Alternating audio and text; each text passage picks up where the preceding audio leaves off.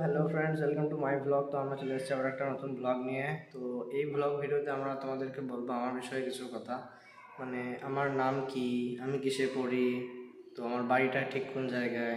তো এখন স্টার্ট করা যাক আমার ব্লগটা। আর এই ব্লগটা সবাই শেষ পর্যন্ত দেখো, কারণ এই ব্লগটা দেখে তোমাদের অনেক বেশি ভালো লাগবে। তো আর যারা এই চ্যানেলে নতুন আছে তারা সাবস্ক্রাইব করে দিও। আর একটা কথা, যে আমার এই চ্যানেলটা এখন নতুন ওপেন হয়েছে, তো এই চ্যানেলে আমি মেনলি ব্লগ ভিডিও বানাই।